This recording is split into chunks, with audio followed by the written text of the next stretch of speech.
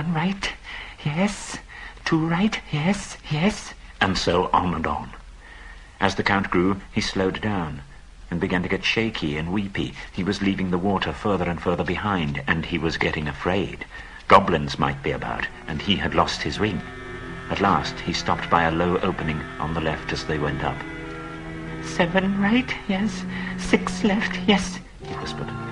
This is it. This is the way to the back door, yes. But we durstn't go that way, precious. No, we durstn't. Goblins is down there. We smells them. We must wait here, precious. Wait a bit and see. So here they were. Gollum had brought Bilbo to the way out after all, but Bilbo could not get past.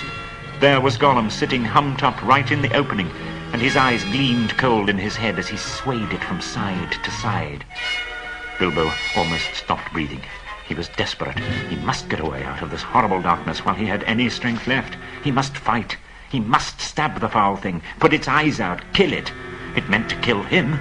No, not a fair fight. He was invisible now. Gollum had no sword. Gollum had not actually threatened to kill him, or tried to yet.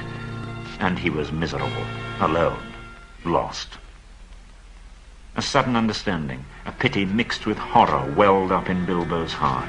A glimpse of endless unmarked days without light or hope, hard stone, cold fish, sneaking and whispering.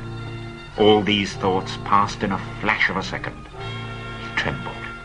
And then, quite suddenly, in another flash, as if lifted by a new strength and resolve, he leapt. No great leap for a man, but a leap in the dark. Straight over Gollum's head he jumped. Gollum threw himself backwards and grabbed as the hobbit flew over him, but too late. His hands snapped on thin air, and Bilbo, falling fair on his sturdy feet, sped off down the new tunnel. There was a hissing and cursing almost at his heels at first, then it stopped. All at once there came a blood-curdling shriek filled with hatred and despair. Gollum was defeated. He dared go no further. He had lost. Lost his prey, and lost too the only thing he had ever cared for. His precious. Thief! Thief! Thief! Goblins! We hate it! We hate it! We hate it forever! The cry brought Bilbo's heart to his mouth, but still he raced on. Scuttling as fast as his legs would carry him, he turned the last corner and came suddenly right into an open space, where the light, after all that time in the dark, seemed dazzlingly bright. Really, it was only a leak of sunshine in through a doorway, where a great door, a stone door, was left standing open.